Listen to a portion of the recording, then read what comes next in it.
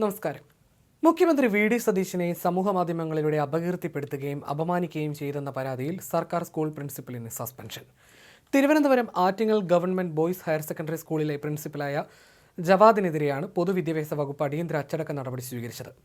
ഈ മാസം 31-ന് സർവീസിൽ നിന്ന് വിരമിക്കാൻ ദിവസങ്ങൾ മാത്രം ബാക്കി നിൽക്കെയാണ് പ്രിൻസിപ്പലിന് സസ്പെൻഷൻ ലഭിച്ചതെന്നതും ശ്രദ്ധേയമാണ്.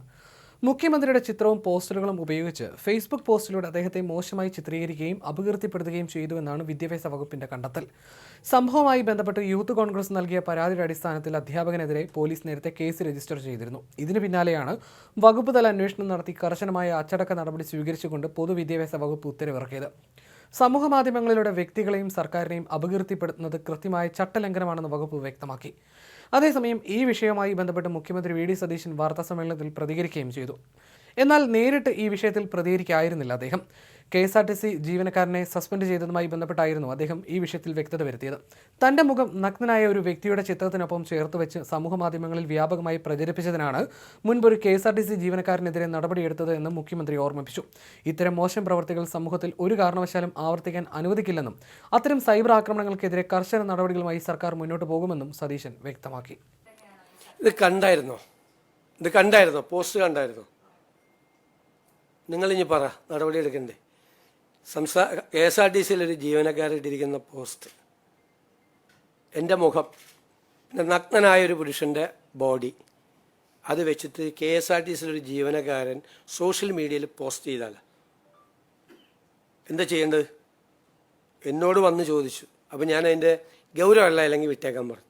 വല്ല വിമർശനമോ വല്ലതൊക്കെ ആണെങ്കിൽ വിട്ടേക്കാൻ പറഞ്ഞു. ഇതാണ് പോസ്റ്റ് ചെയ്തത്. ഇത് അനുവദിച്ചാൽ നിങ്ങളുടെയൊക്കെ കുടുംബാംഗങ്ങളെ പറ്റി ഇടും ആളുകൾ ഇല്ലേ? എന്തും ചെയ്യാം.